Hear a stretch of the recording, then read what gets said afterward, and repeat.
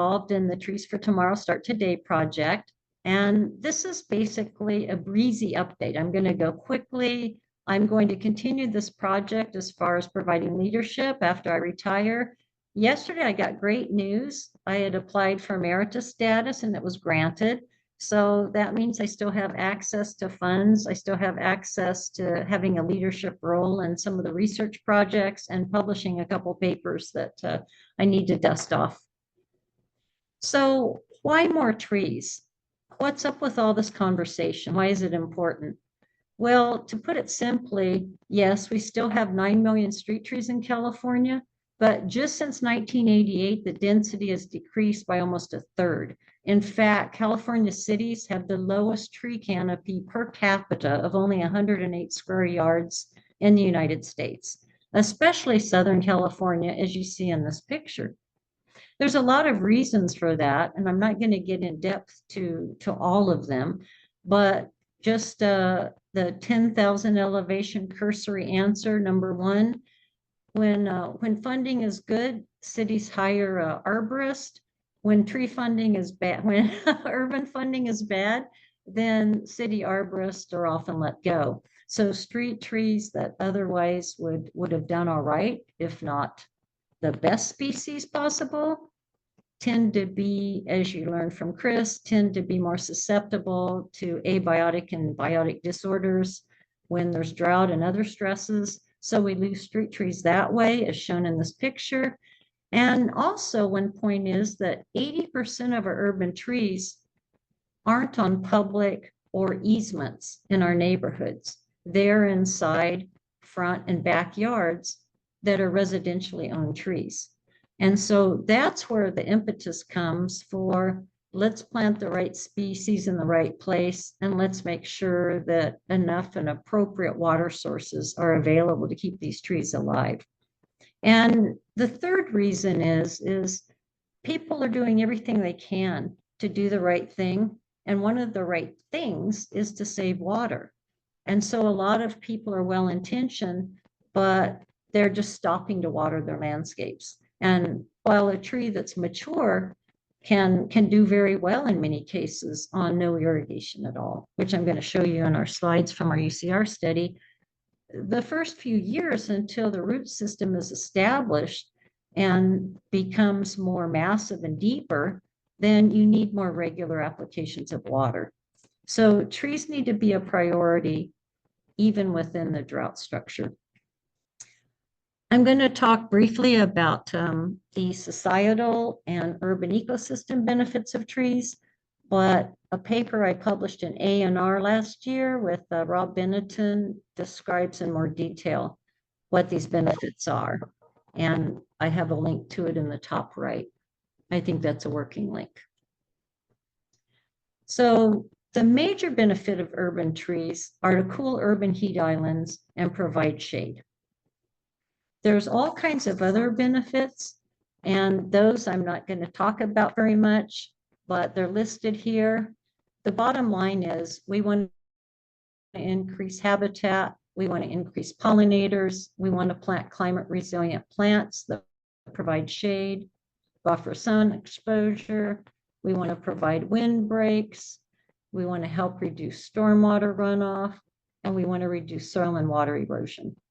So those are the main benefits all packed into one sentence. When we talk about providing the ecosystem benefits of carbon sequestration, then unless we're looking at a forest or even a pocket forest urban level setting, then trees really aren't planted with that as a major benefit in mind. The carbon sequestration is much, much more minimal in cities than it is in a forest.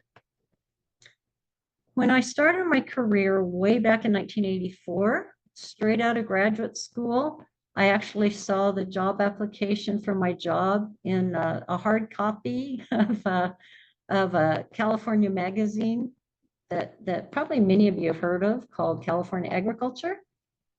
It was on a key holder above the graduate student mailboxes. And I saw this position that I thought, okay, no more basic research for me. I want an applied extension job.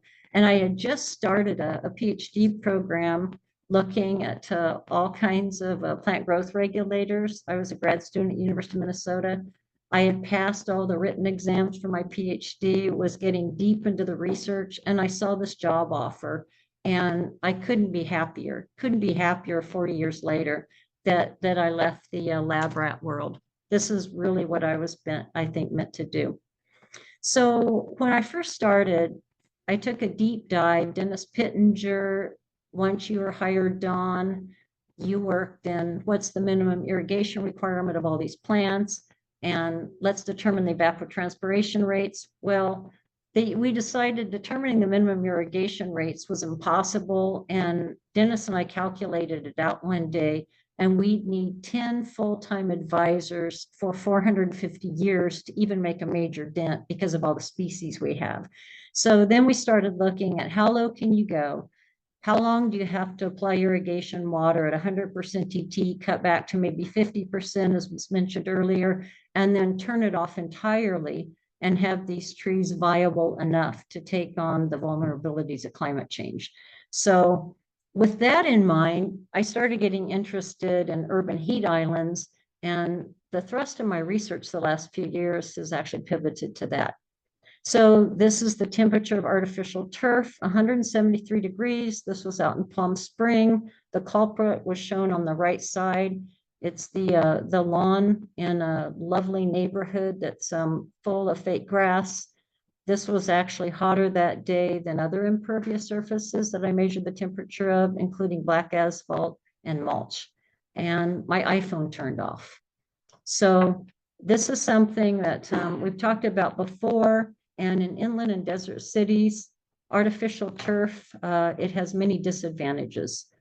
It doesn't have any transpiration rates. So without any transpiration, it's not able to cool the environment. And we talk about hotter nights. I think Don brought up hotter nights. So you've got that re-radiation, and then late into the night when the heat's finally dissipating, it's still hotter than heck. It's still 98 degrees in mid-July and August in many evenings and night times in the Coachella Valley. So our research shows that the shade of a single well-placed tree can decrease and cool the impervious surface below it by 80 to 95 degrees. And the closer you get to the desert, the more applicable this is. We started back in 2016, the Climate Ready Landscape Tree Study. We started one at Davis a few years before that. I've been much less involved in that one. The Riverside one is a joint project between the United States Forest Service and UC. I want to give credit to the people listed here. And basically what we wanted to do is look at trees that currently represent less than 1% of the tree canopy in the designated area and vet those trees. Which one of them do we believe that in 30, 40, 50 years, when my grandchildren have their own children, which of these trees will still be alive and which ones will still be thriving under weirder weather, right? Climate change is not drought, it's heat, weirder weather. It's snowing in Montana right now, by the way. So the first step was to evaluate climate trends and exposure.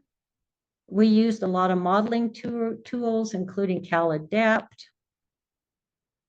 We looked at habitat, we looked at physiology, and we looked at biological interactions.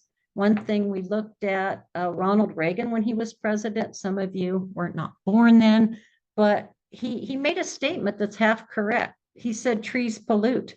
And that was sort of my research area at University of Minnesota, actually. And yes, many of them emit volatile organic chemicals, and they're terpenes in many cases, and they react with paint residues, other chemicals in the environment, and the heat actually exasperates the results, and you end up with more pollution. So when you're looking at Ficus nitida, when you're looking at some of the poplars, when you're looking at liquid amber, then it's a concern, much less in a city though than in a forest. So these are all the qualifiers. So probably the best thing that we did was go to the industry.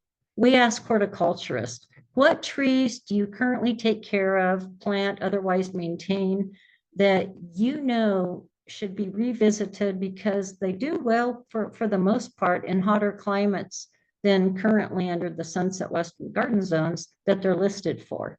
And that helped us a lot. That was a real launch for us. So we planted these trees in fall 2016 at Riverside. This was how they look 3 years later. They grow really, really fast. We irrigated them at 80% of ET the first full season, dropped it to 50% for a couple seasons. And by May of 2020, COVID, right? It was coincidental, but we'd already determined that that was the date that we completely shut off the irrigation. So the trees, for the most part, are doing really well. One of my favorites is the red push pistache. I wanted to thank Master Gardeners because I had a sister project for many years, and this was at the Chino Basin Water Conservation District. And you see on the left, Master Gardeners, they were first-year students, and they actually helped me take data. It was a mulch or no mulch study. And on the right, this was a presentation in 2021. Dr. John Bushoven and I used a radar system, a sonar system, sound wave speed, and it was a non-destructive way to measure the density of roots. So thanks to the Master Gardeners for all their help. Just to go over a few of the strong performers and then talk a little bit about the Trees for Tomorrow Start Today program and how you as a Master Gardener can get involved if you're interested. One of my favorite trees, besides the one I already mentioned, is the Maverick Mesquite. I've been monitoring these trees for about 15 years in a parking lot in Palm Springs. It's where a Coco's restaurant used to be. The restaurant closed down about 15 years ago. And as many parking lots, it's completely black asphalted, and it was full of mesquite trees.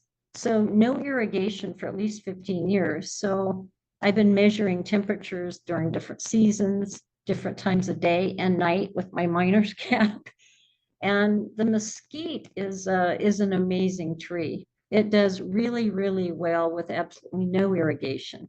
So the left picture is a picture of it about 3.5 years ago over at our UC Riverside plots. And it fixes its own nitrogen. It's very low maintenance. That was one of the criteria for these trees. And I know firsthand out here in Coachella Valley, it's really rocking it. It's doing great. The red push pistache, beautiful fall color. You can see that I've listed the sunset zones. I'm going to have these slides available. Besides the recording, any of you, and you know every time I give a talk that I actually encourage you to use my slides. You can add your name to them, take out the ones you don't like, take my name off if you don't like the presentation at all, but somehow, some way, share these slides. Because I think of people so often, they're thinking that we need to cut off the water and that means we shouldn't have any plants at all. But our cities are on fire. The urban heat islands are certainly not in the destiny for appropriate climate revision. The desert willow bubba, it's a Chalopsis linearis. It's another really pretty tree. It's pretty utility line friendly. It's about 20 feet.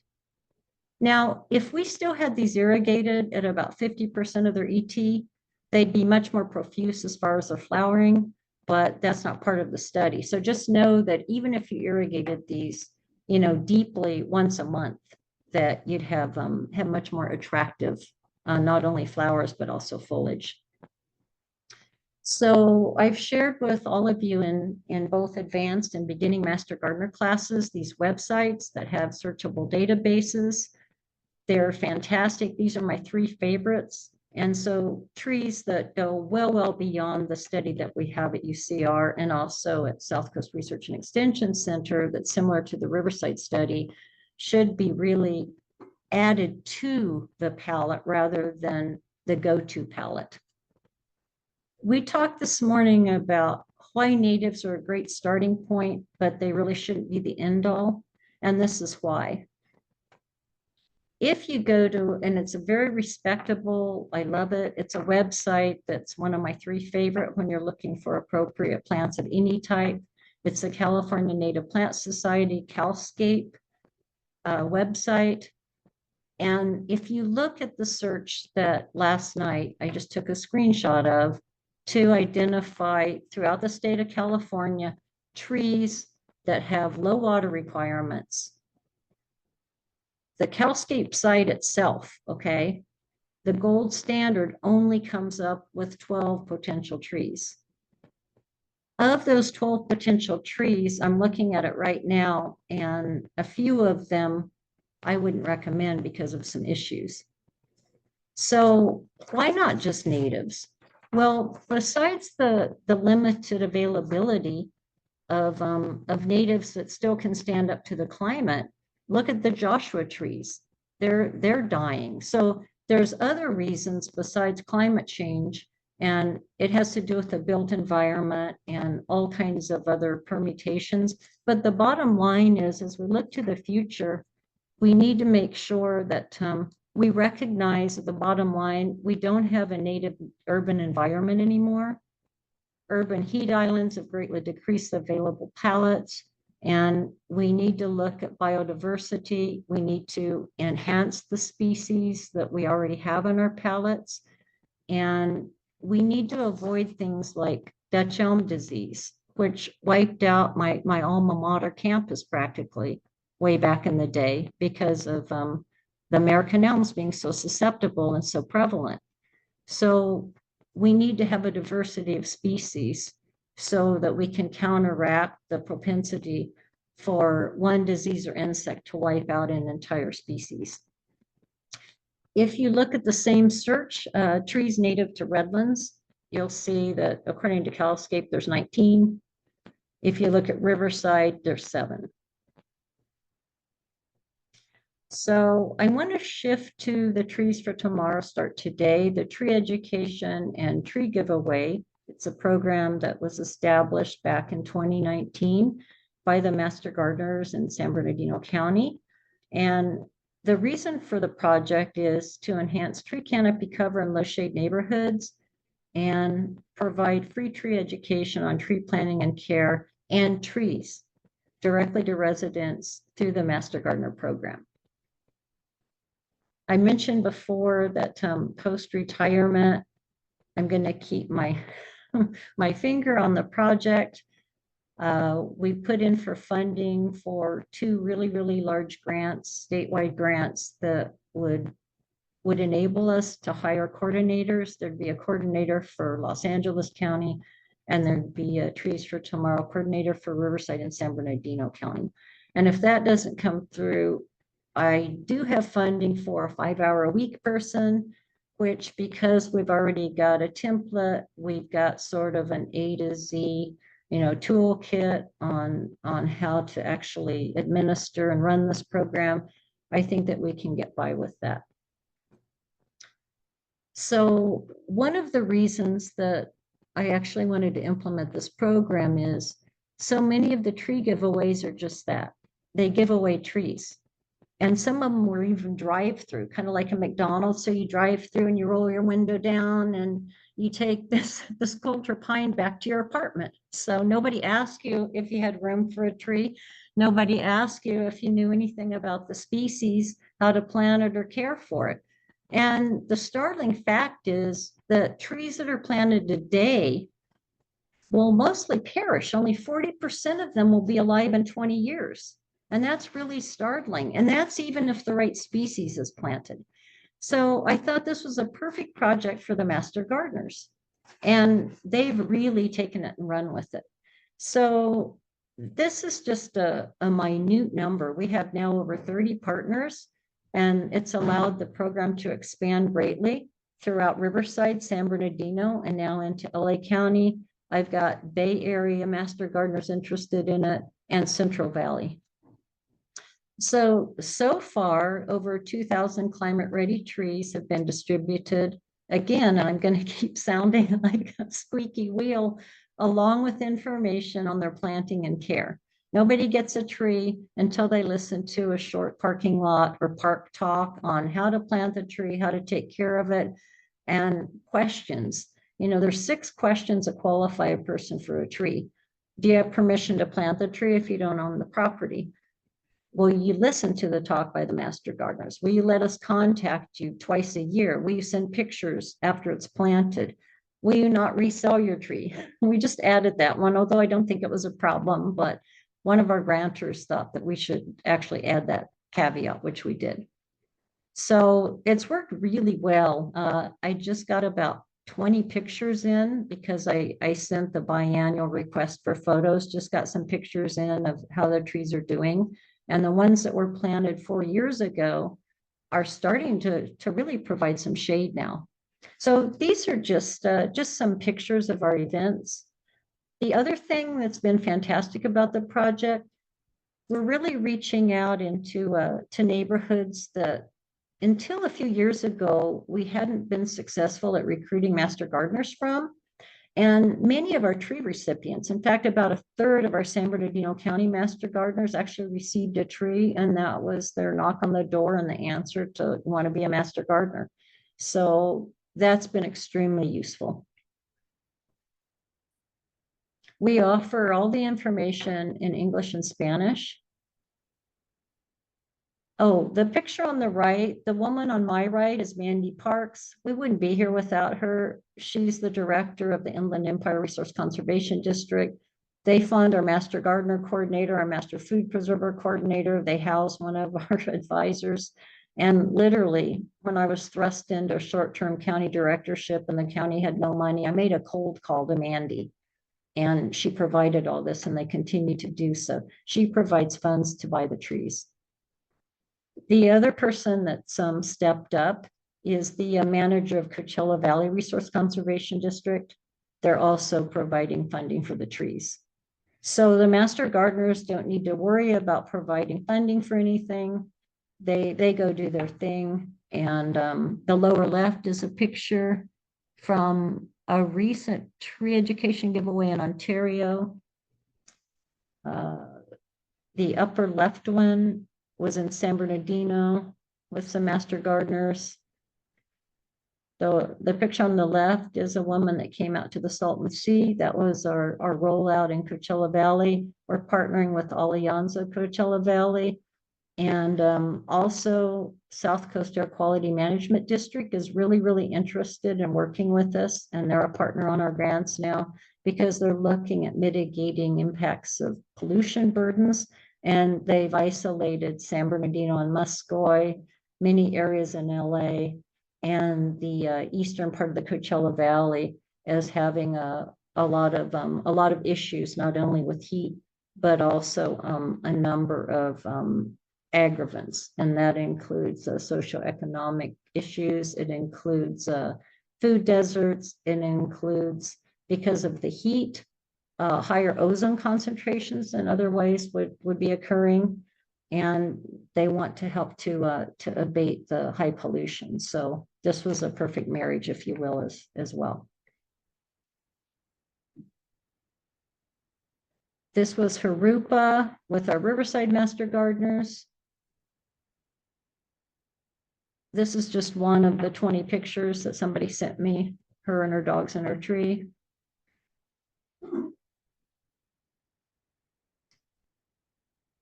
We've partnered with the California Climate Action Fellows. They're in the middle on the bottom. We actually planted trees in North Redlands at a park there. And we do have a toolkit available. So I know most of you master gardeners already are privy and you're aware of this. It's in English and Spanish, but please reach out to me because I will continue to bridge the gap on this project after I retire. So this is just sort of the recipe book for how to run the program, what's worked. But I want to make it clear that this needs to be adapted to the local needs of the master gardeners and not a prescribed activity. So these are just some of the handouts that we provide.